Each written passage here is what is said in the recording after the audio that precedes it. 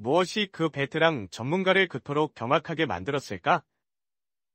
그의 놀라움을 이해하려면 먼저 당시 시장이 마주하고 있던 끔찍한 악몽을 들여다봐야 한다. 그가 단지 이재명 정부를 비판하기 위해 목소리를 높였던 것이 아니었다. 그의 경골은 대한민국 부동산 시장 전체를 집어삼킬 듯한 거대한 재앙의 전조를 목격한 자의 절박한 외침이었다. 스튜디오의 대형 스크린에 붉은색으로 가파르게 치솟는 그래프가 띄워졌다. 이광수 전문가의 목소리에는 숨길 수 없는 분노와 다급함이 서려 있었다. 이걸 보십시오. 서울 아파트 가격의 주간 상승률입니다. 주간 0.4%, 일부 지역은 1%씩 오릅니다. 한 달이면 4%입니다. 이걸 단순하게 연간으로 환산하면 48%예요. 여러분, 이건 정상적인 가격 상승이 아닙니다. 이건 명백한 재앙입니다. 그의 손가락이 가리키는 그래프의 끝은 하늘을 찌르듯이 솟아있었다. 그 붉은 선은 단순한 데이터가 아니라 평범한 사람들의 내 집 마련의 꿈이 어떻게 산산조각 나고 있는지를 보여주는 비극의 궤적이었다. 그의 말은 결코 과장이 아니었다. 당시 부동산 시장의 핫플레이스로 불리던 마포의 한 부동산 중개업소 사무실을 상상해보라. 전화벨은 1분도 쉬지 않고 울려댔다. 사장님, 저 그냥 계약금부터 쏠게요. 집은 나중에 봐도 됩니다. 수화기 너머로 들려오는 목소리들은 하나같이 절박했다. 어제 문의했던 아파트가 오늘 아침에는 5천만 원이 올라 있었고, 오늘 망설이면 내일은 1억 원이 더 붙을 것이라는 극심한 공포가 시장 전체를 지배하고 있었다. 이것이 바로 패닉 바잉의 실체였다. 사람들은 집의 가치를 보고 사는 것이 아니라 오늘 사지 않으면 평생 못 살 것이라는 불안감에 쫓겨 빚을 내어 시장에 뛰어들고 있었다. 가계약을 걸어두었던 매수자들마저도 하루가 다르게 치솟는 가격의 추가 대출을 알아보느라 여념이 없었다. 그야말로 이성을 잃은 광기의 시장이었다. 여러분 중에서도 이런 경험을 하신 분이 있다면 당시의 심정을 댓글로 공유해 주시기 바란다. 아마 많은 분들이 공감하실 것이다. 이광수 전문가는 무거운 한숨을 내쉬며 화면을 전환했다. 이번에는 정반대의 그래프가 나타났다.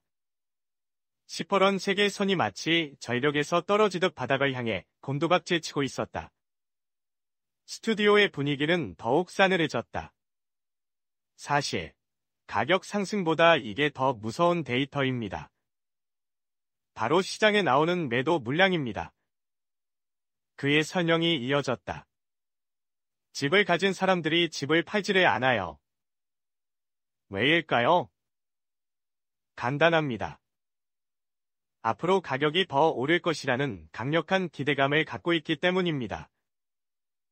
이것은 수요와 공급의 법칙이 철저하게 붕괴되었음을 의미했다. 집을 사려는 사람은 폭발적으로 늘어나는데 팔려는 사람은 자취를 감추는 상황. 그는 이 상황을 한 문장으로 요약했다. 이건 거대한 폭탄의 뇌관에 불이 붙은 것과 같습니다.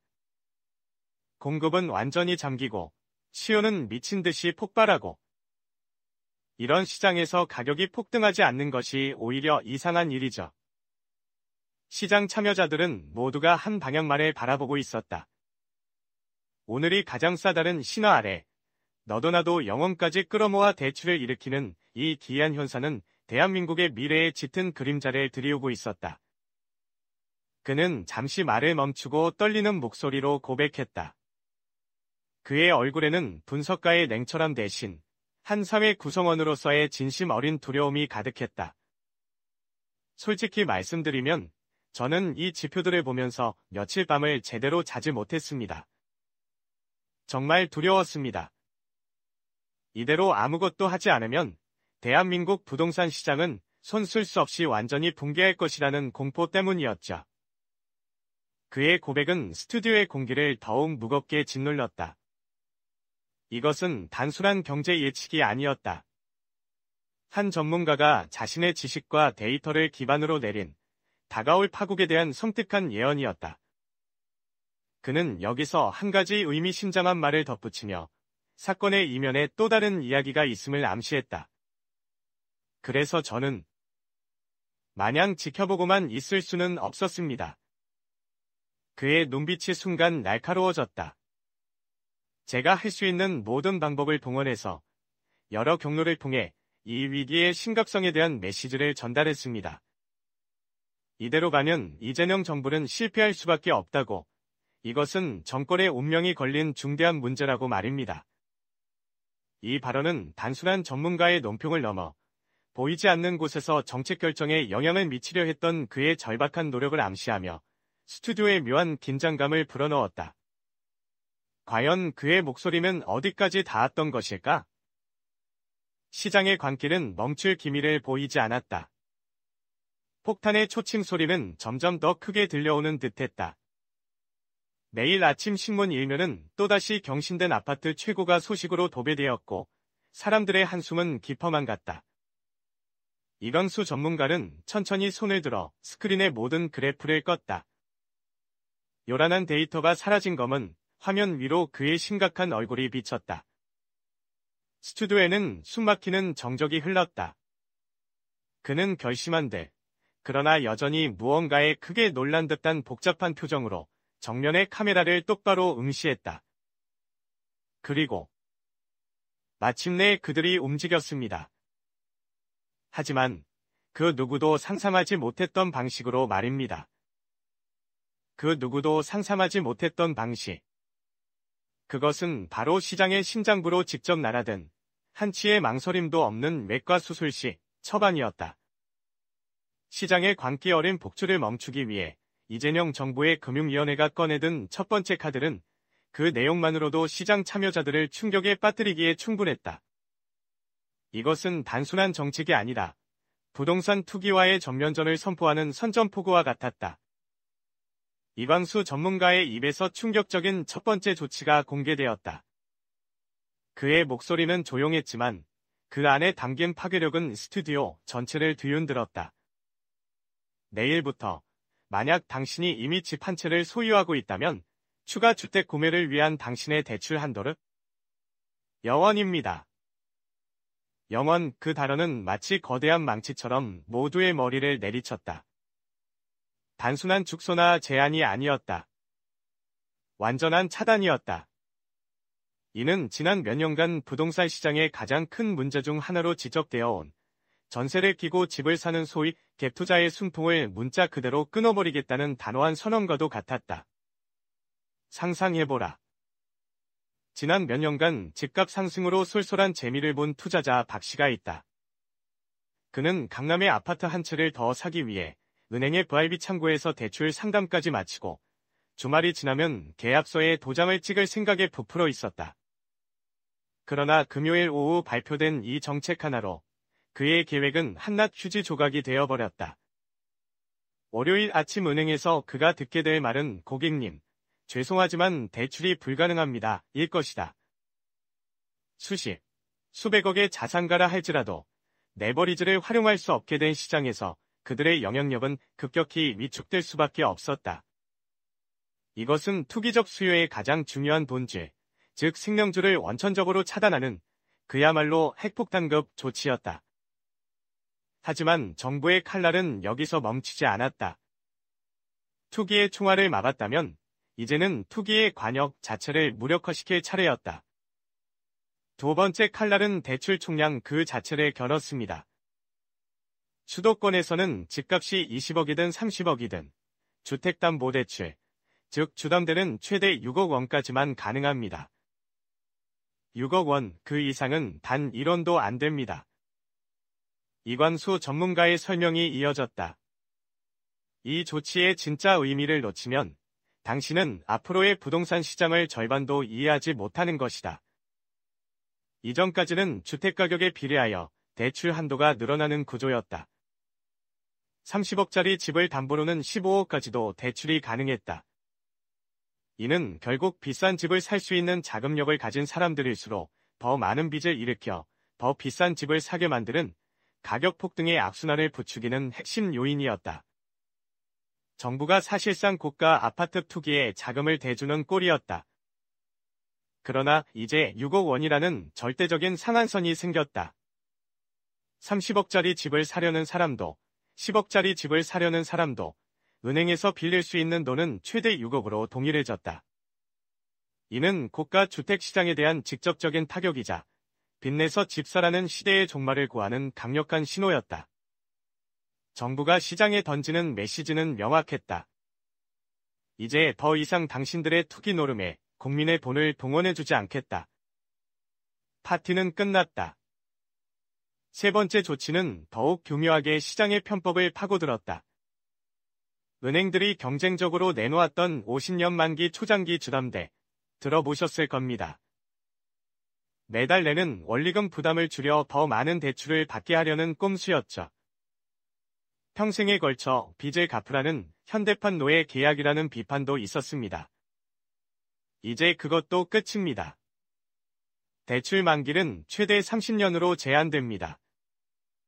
만기가 줄어든다는 것은 무슨 의미일까? 예를 들어 5억 원을 빌렸을 때 50년 만기일 때보다 30년 만기일 때 매달 갚아야 하는 원리금은 수십만 원 이상 늘어난다. 이는 당장 내수자들의 자금 부담을 가중시켜 무리한 대출을 통해 감당할 수 없는 가격의 집을 사는 것을 구조적으로 어렵게 만드는 매우 효과적인 장치다.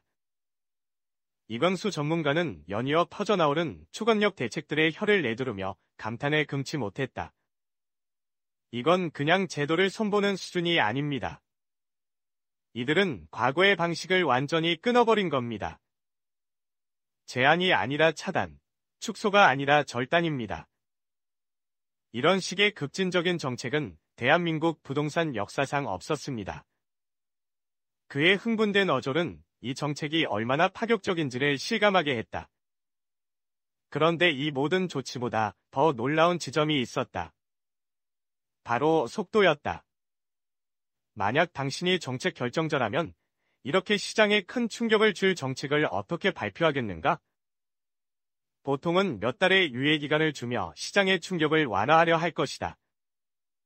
하지만 이번엔 달랐다. 그런데 가장 놀라운 지점은 바로 속도입니다.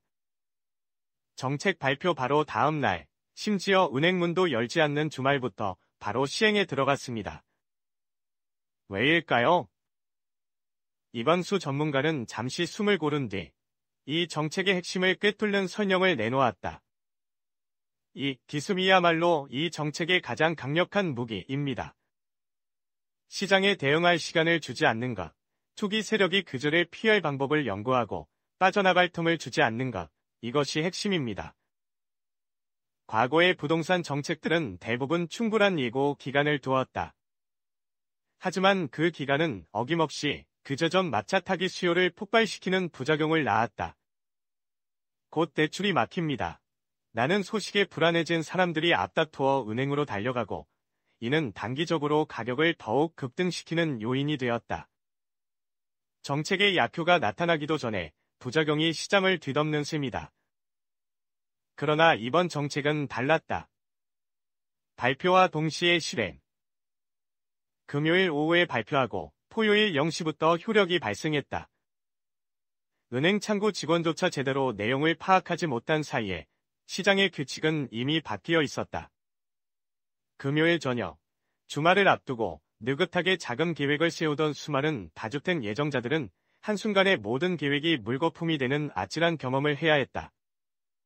시장은 그야말로 쇼크 상태에 빠졌다. 혼란과 경악, 바로 정부가 의도한 것이었다. 진행자는 열신 고개를 끄덕이며 감탄하면서도 한편으로는 깊은 우려가 담긴 표정으로 이광수 전문가에게 날카로운 질문을 던졌다.